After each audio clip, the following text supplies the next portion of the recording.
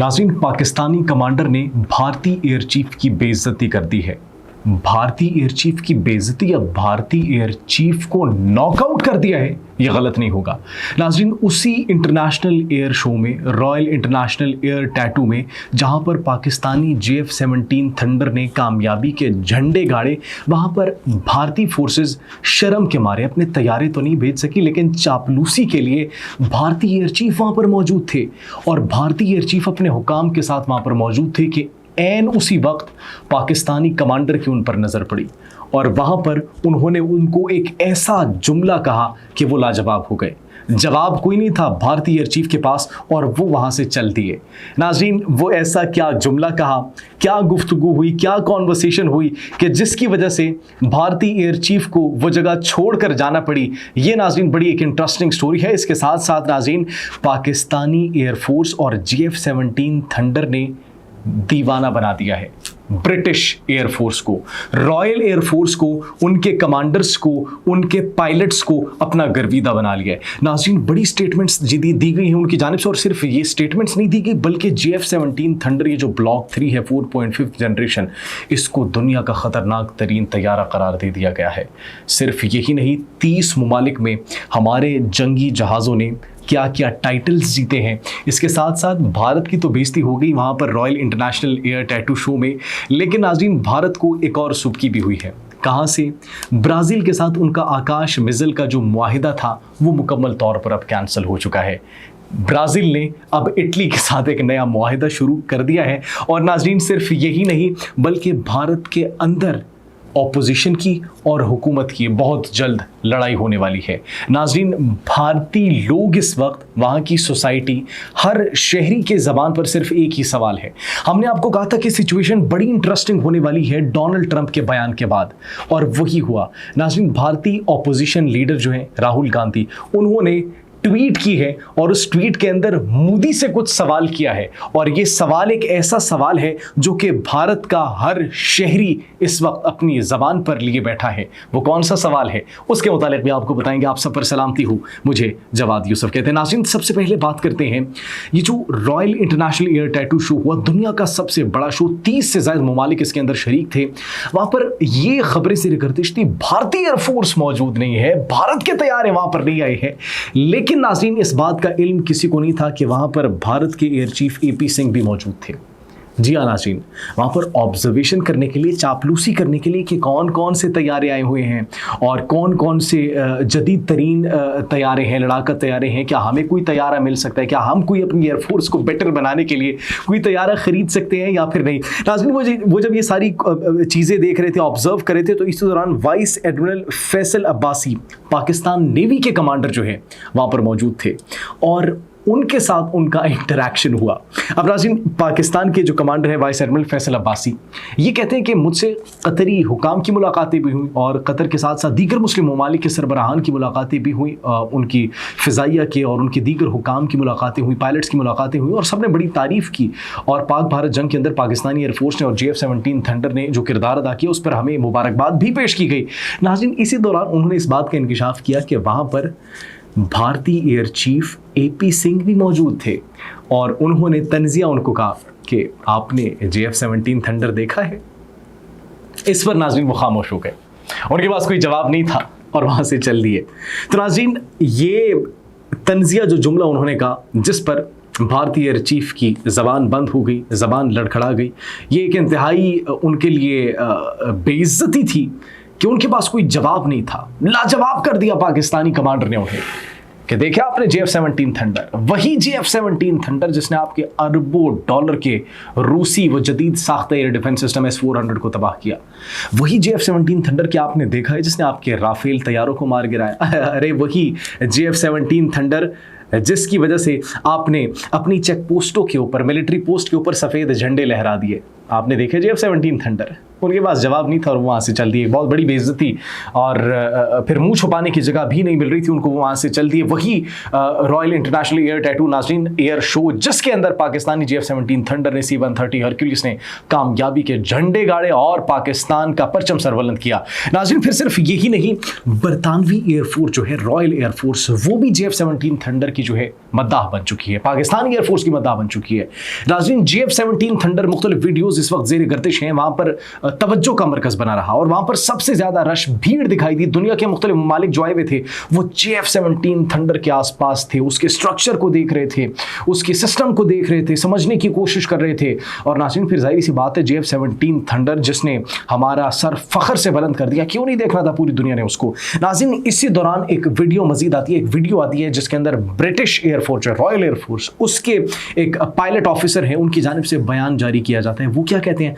वो ये कहते हैं कि F-17 थंडर उनका फेवरेट है। F-17 थंडर को फेवरेट करार दे दिया गया ब्रिटिश की जानिब से, ब्रिटिश एयरफोर्स की जानिब से।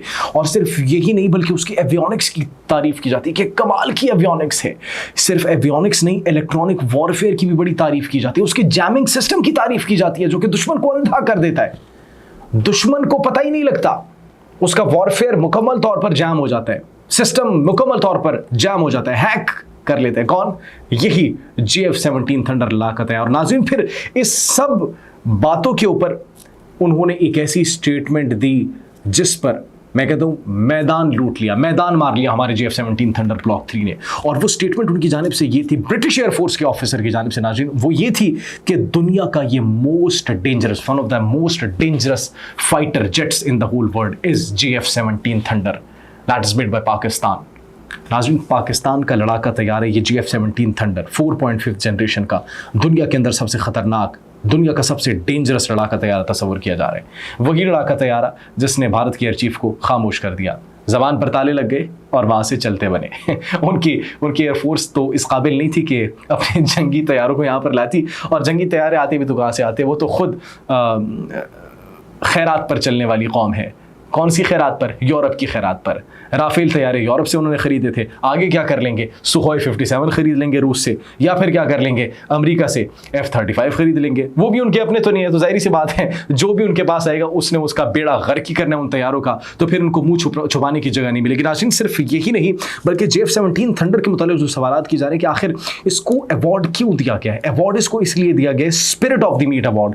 ये तकरीब की रूह, तकरीब की एक जान जो होता है, फाइटर जेट, फाइटर पायलट जो होता है और फाइटर जेट जो होता है, उस फाइटर जेट को ये दिया जाता है, उस लड़ाका तैयारे को दिया जाता है जो एक तकरीब के अंदर पूरी उसकी रूह बन जाए, जान डाल दे उस तकरीब के अंदर।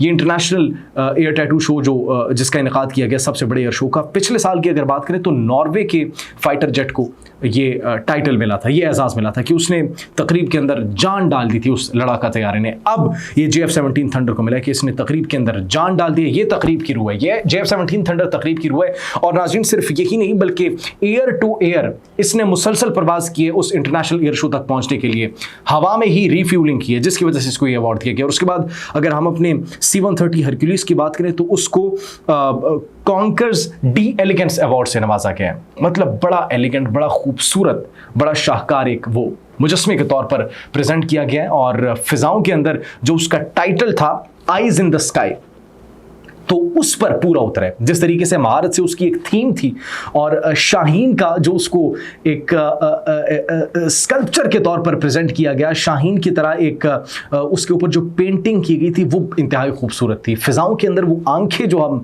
देख सकते थे C-130 के ऊपर, that was really amazing, that was very beautiful, जिसकी वजह से नाज़रीन C-130 को कॉन्कर्स डी एलिगेंस का अवार्ड दिया गया। नाज़रीन अब ये सारे अवार्ड पाकिस्तान को मिल गए, कामयाबी के झंडे गाड़ दिए, भारत को जलील भी कर दिया, उनकी किस्मत में जलालत लिखी, ये खैर आप भी जानते हैं।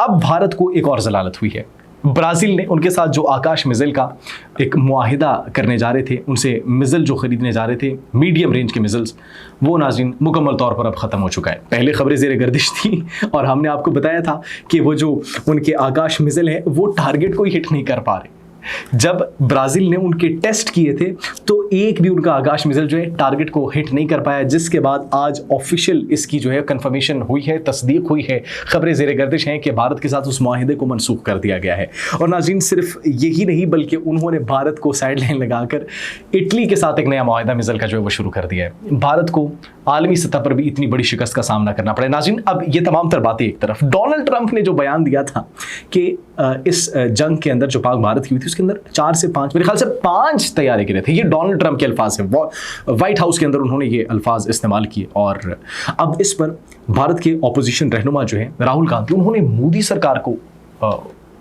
उनसे एक सवाल किया है, बड़ा एक इंपॉर्टेंट अहम सवाल किया है, और उनसे सवाल किया है कि ये जो लड़ाका तैयारे गिरे हैं ये कौन से लड़ाका तैयारे गिरे हैं, कौम को इसका पता होना चाहिए, आपको इसकी जस्टिफिकेशन देनी चाहिए। तो उन्होंने मोदी सरकार से सवाल कर दिया कि आप क्या चीज़ छुपा रहे हैं, कौम को पता होना चाहिए, कौम को जवाब दे, ये किन तैयारों की बात की जा रही है।